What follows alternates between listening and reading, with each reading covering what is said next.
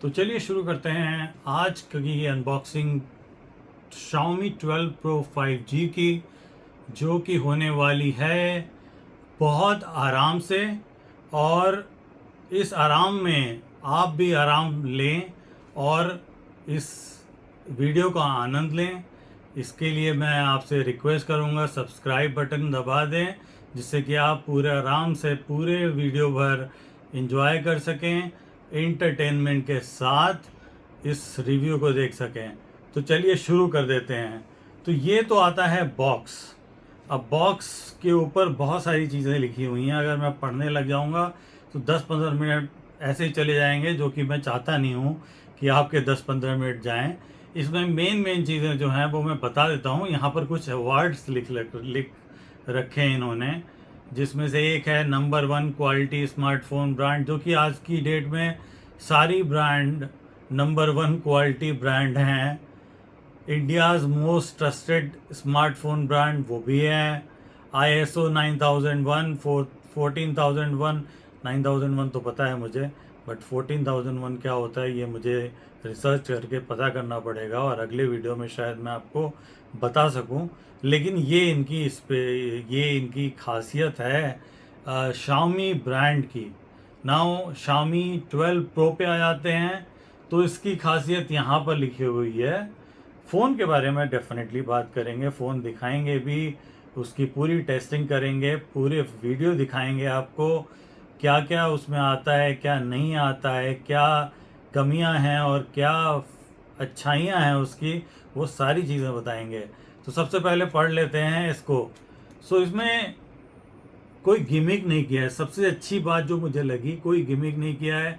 3 कैमरे दिए हैं, तीनों के तीनों 50 मेगापिक्सल के, जो कि यहाँ पर आप देख सकते हैं लिखा हुआ है ट्रिपल 50 मेगापिक्सल कैमरा। जनरली क्या होता है कि वो एक 64 मेगापिक्सल होता है, 8 मेगापिक्सल का अल्ट्रा वाइड होता है, और 2 मेगापिक्सल के 2 और चिपका देते हैं, जो कि एकदम बेकार कैमरे होते हैं। उनको होना ना होना बेकार होता है।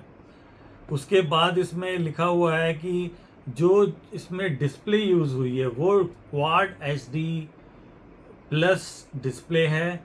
इसका मतलब ये है कि सबसे अच्छी डिस्प्ले है।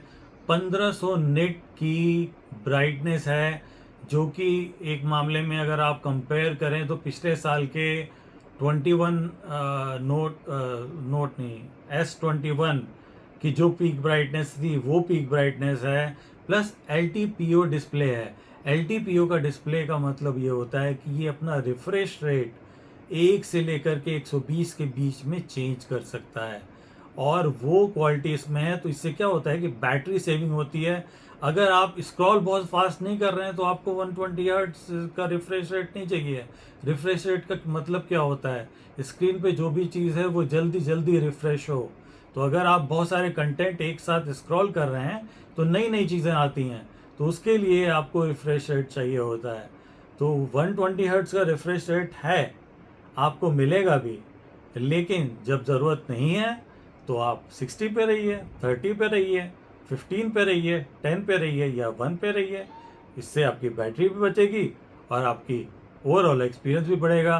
तो ये टेक्नोलॉजी इसके साथ आती है। इसके बाद इसमें जो इम्पॉर्टेंट चीज़ जो डाली है इन्होंने, 120 वॉट का चार्जर, वॉपिंग चार्जर है। चार्जर जो कि 20 मिनट में आपके फ़ोन को फुल्ली चार्ज कर देता है। इसके लिए बहुत सारी टर्म्स एंड कंडीशन है, किस कंडीशन में 20 मिनट में करेगा, बट ऑन एवरेज मैंने ये एक्सपीरियंस किया पिछले 7-8 दिनों में कि 20, 22, 25 मिनट में फुल्ली चार्ज हो जाता है मेरा फ़ोन। जनरली इसकी बैटरी लाइफ इतनी अच्छी है, मैं सिंगल सिम पे इसको यूज़ कर रहा हूँ, और इसकी बैटरी लाइफ इतनी अच्छी है कि अगले दिन मुझे करीब करीब 40% बैटरी मिलती है। तो मैं वहाँ से चार्ज करना शुरू करता हूँ और मैं करीब 10 से 15 मिनट में फुल चार्ज मेरा फ़ोन हो जाता है। कभी कभी ऐसा सिचुएशन हुई है जब मैं आउटडोर गया हूँ और बैटरी 10% या 8% पे भी आई है, और उस केस में लगभग 20 मिनट में, इवन 10% थी उसके बाद भी 20 मिनट लगे इसको फुल्ली चार्ज करने में। तो ऑन एन एवरेज आप मान के चल सकते हैं कि ये 20 to 25 मिनट का टाइम चार्जिंग में लगाएगी। अब मेरे पास जो वर्जन है वो 8 GB और 256 GB वर्जन है, जिसमें 3 GB की एक्स्ट्रा रैम मिल जाती है। मुझे लगता है इससे ज़्यादा का खरीदने के कोई फ़ायदा नहीं है। 12 GB का आप ले लेंगे, 3,000 रुपये फालतू, तीन नहीं बल्कि 4,000 रुपये फालतू आप उस पर पे करेंगे, कोई फ़ायदा नहीं है। आप 8 GB रैम का फ़ोन लें, 8 GB सफिशेंट रैम होती है, और उसके साथ 3 GB आपकी जो UFS 3.1 स्टोरेज है उसको रैम की तरह से यूज़ कर लेता है, अगर बहुत सारी इन मेमोरी एप्लीकेशन आप रख रहे हैं तो ये तो हो गई टेक्निकल स्पेसिफिकेशन। अब बात करते हैं प्रैक्टिकलिटी की। तो ये है फ़ोन। देखिए बॉक्स में क्या क्या आता है मैं आपको बता देता हूँ। बॉक्स में सिर्फ और सिर्फ चार्जर आता है, एक पिन आता है और एक केस आता है। पिन में आपको दिखा देता हूँ। देखिए ये जो वाला पिन आता है, एक केस इसमें आता है, और बाकी चार्जर आता है। चार्जर जो क्या है मेरा चार्जिंग में लगा हुआ है, इसलिए मैं यहाँ पर आपको नहीं दिखा पाऊँगा। वो चार्जर जो है वो बहुत बड़ा भारी आधा किलो का चार्जर है भाई, और उसकी स्टाइल थोड़ी सी जो है ना वो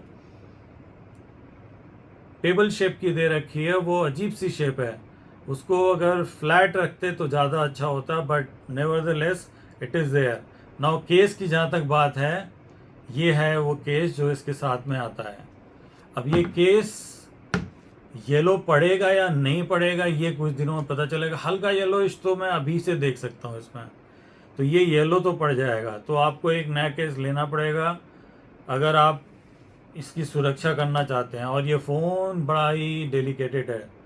और सबसे अच्छी चीज़ यार इसकी ये जो टेक्सचर दे रखा है इसमें, ये इतना सॉफ्ट है, इतना सॉफ्ट है कि मुझे सॉफ्ट बोलने पे मजबूर कर दिया इसने।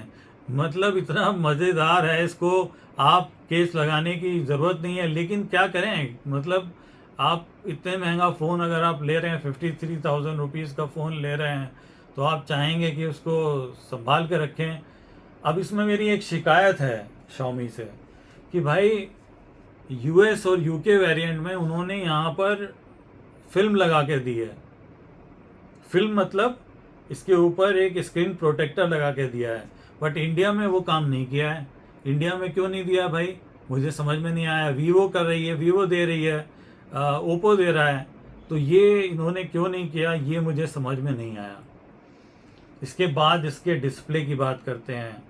ये जो डिस्प्ले है, ये डिस्प्ले मेरे ख्याल से one of the best display है। इसमें आपको कोई शिकायत नहीं होगी। आप यहाँ पर आप ये देखिए किस प्रकार से ये एकदम 120 हर्ट्ज एकदम अच्छे से चलता है, कोई प्रॉब्लम नहीं होती है इसमें। 120 हर्ट्ज डिस्प्ले जो है वो, और बेजल तो बहुत ही कम है। एक पतली सी यहाँ पर डॉटेड कैमरा दे रखा है जो कि 32 मेगापिक्सल का है, और उसकी भी मैं बात करूँगा धीरे धीरे। अब इसका फिजिकल ओवरव्यू ले लेते हैं। लेफ्ट साइड में कुछ भी नहीं दिया है एंटीना बैंड के अलावा। एंटीना बैंड है, इससे ही आप समझ जाइए कि ये मेटल का बना हुआ है। अब वो मेटल स्टेनलेस स्टील हो सकता है, या फिर आर्मर्ड एल्युमिनियम हो सकता है, या फिर नॉर्मल एल्युमिनियम हो सकता है।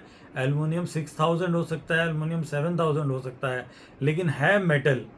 तो ये जो चेसिस बना हुआ है वो मेटल का है, क्योंकि मेटल के थ्रू वो जो वेव्स होती हैं, जो एंटीना वेव्स होती हैं, वो पास नहीं होती हैं।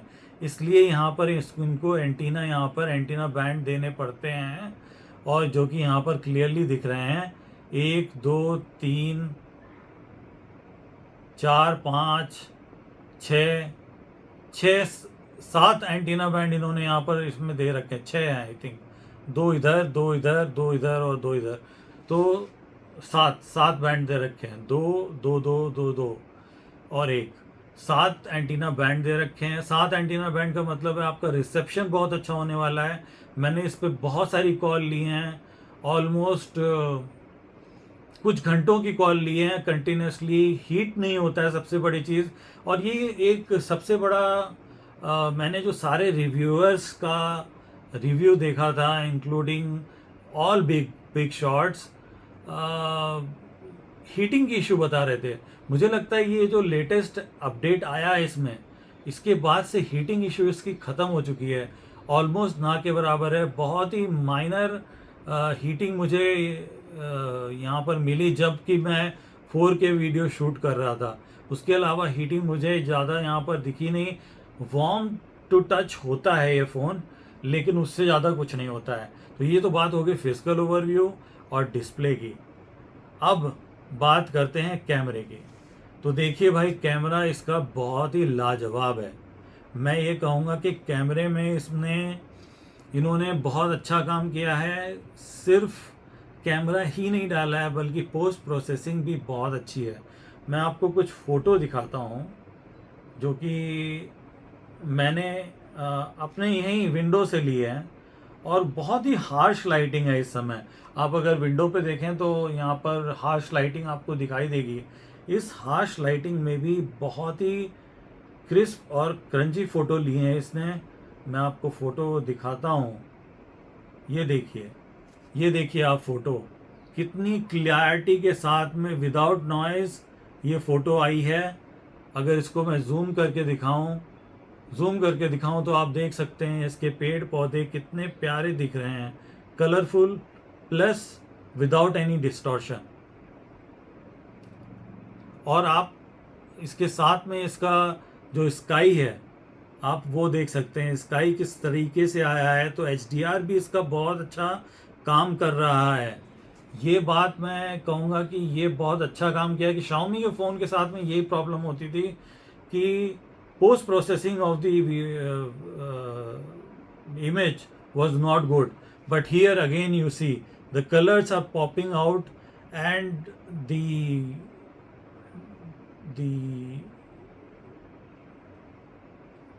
saturation is above par.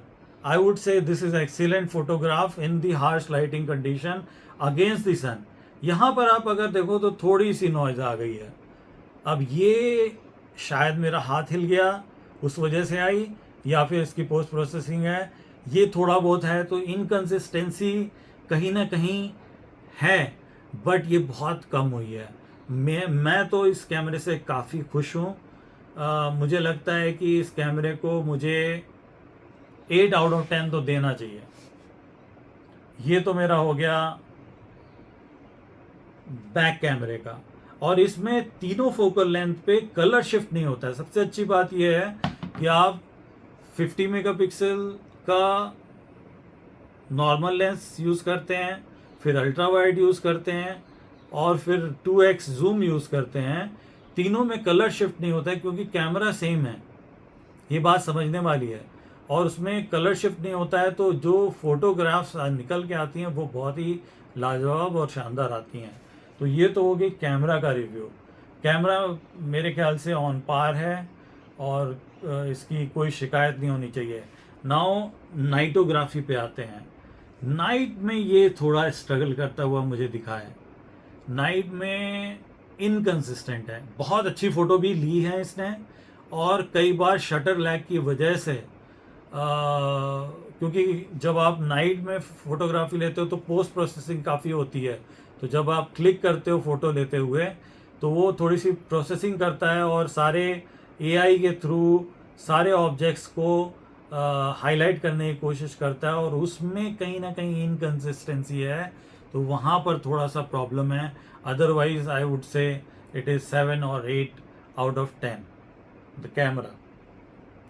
Now come to the battery life. मैंने जैसे बोला अच्छी खासी बैटरी लाइफ मिल जाती है। सिंगल सिम के साथ में मैंने इसको यूज़ किया है, और स्क्रीन ऑन टाइम करीब 7 hour of screen on time मुझे मिल रहा है, which is much more than enough. मैं अभी आपको दिखा सकता हूँ कि सुबह से मैंने कितना देर स्क्रीन ऑन टाइम यूज़ किया होगा। तकरीबन 3.5 घंटे मैं कर चुका हूँ, और उसके बाद भी बैटरी 59% है। तो 59% अगर वो इस समय 6 बज रहे हैं शाम के, तो 6 बजे अगर 59% है तो by end of the day ये कहीं 35 या 30% के आसपास आके रुकेगी, which is fantastic. I think I don't need to worry. और उसके साथ में 120 वाट का चार्जर भी है, तो कोई प्रॉब्लम की बात नहीं है। नाउ इसका ओवरऑल मैं ये बोलूँगा कि फ़ोन अच्छा है। कीमत थोड़ी सी ज़्यादा है, 63,000 रुपीज़ जो उन्होंने कीमत रखी है वो ज़्यादा रखी है। 10,000 का डिस्काउंट दे रहे हैं, वो देते रहे हैं। इसको अगर 10,000 का डिस्काउंट मिलता रहेगा तो ये फ़ोन सही है। अब आते हैं, बात करते हैं सॉफ्टवेयर के ऊपर, और इसमें मुझे शिकायत है, क्योंकि यार सॉफ्टवेयर जो है ना वो कहीं ना कहीं लैग करता है। आप अगर सचेत नहीं है तो आप बहुत सारे ब्लोटवेयर पहले ही इंस्टॉल कर लोगे, और जब ब्लोटवेयर इंस्टॉल हो जाएंगे तो फिर उनको अनइंस्टॉल करते बैठो। वो एक प्रॉब्लम है, पहली नंबर। दूसरी नंबर प्रॉब्लम ये है कि जो इनका नोटिफिकेशन पैनल है ना, मुझे समझ में नहीं आता है। आप राइट से अगर अप डाउन करते हो, जैसे कि मैंने आपको दिखाता हूँ, मैंने ये किया तो ये नोटिफिकेशन, ये सारे विजेट आ गए। अब मैं इसको इधर करूँगा तो मुझे नोटिफिकेशन मिलेंगे, और इधर करूँगा तो ये मिलेंगे। अब अगर मुझे नोटिफिकेशन को अलग करना है तो मुझे सिर्फ एक ही तरीका है, राइट स्वाइप करना पड़ेगा। लेफ्ट स्वाइप पे वो फिर से नोटिफिकेशन पे आता है। वो प्रॉब्लम है। वो चाहे हम लेफ्ट करें चाहे राइट करें, ये नोटिफिकेशन क्लियर होना चाहिए। ये एक मेरी एक शिकायत रहेगी MIUI से, वो ज़रूर वो सही करें, क्योंकि वो एक प्रॉब्लमेटिक चीज़ है। इसके अलावा ब्लोटवेयर तो हैं ही, प्लस इसका लॉन्चर जो है वो उसका एनिमेशंस इफेक्ट हैं, वो कभी कभी जिटर मैंने देखा है इसमें, कभी कभी, इट्स वेरी रेयर दो, बट कभी कभी जिटर देखा है। ओवरऑल मैं फ़ोन कहूँगा अच्छा है। अगर आप 53,000 रुपीज़ में एक अच्छा फ्लैगशिप फ़ोन 2 साल के लिए लेना चाहते हैं, क्योंकि ये 2 साल के लिए ही इसमें एंड्रॉयड का अपडेट मिलने वाला है, तो 2 साल के लिए अगर आप ये फ़ोन लेना चाहते हैं तो ये फ़ोन अच्छा है। अगर आपका बजट 53,000 रुपीज़ का है तो आप ले लीजिए। ऑफलाइन मार्केट में 50,000 का भी मिल जा रहा है ये, तो वहाँ पे भी ट्राई कीजिए। अगर वहाँ मिल जाए तो बहुत अच्छी बात है। और this is what I would से। ये था मेरा आराम से रिव्यू। आपको कैसा लगा ये रिव्यू ज़रूर बताइए। और सबसे इम्पॉर्टेंट चीज़ ये है कि भाई देखिए, सब्सक्राइब करके ज़रूर जाइएगा, और नोटिफिकेशन की घंटी ज़रूर दबाइए, जिससे कि नया वीडियो जब आए तो आपको नोटिफिकेशन मिल जाए। और सबसे ज़रूरी चीज़ ये है कि जो मैंने डेटा देखा YT पे, तो मैंने देखा कि 82% लोग ऐसे हैं जो कि सब्सक्राइबर नहीं होते हैं, वो मेरे वीडियो देखते हैं। तो प्लीज़ भाई लोग, कम से कम 82% जो सब्सक्राइबर नहीं है, प्लीज़ मेरा वीडियो देखिए और सब्सक्राइब कीजिए। धन्यवाद।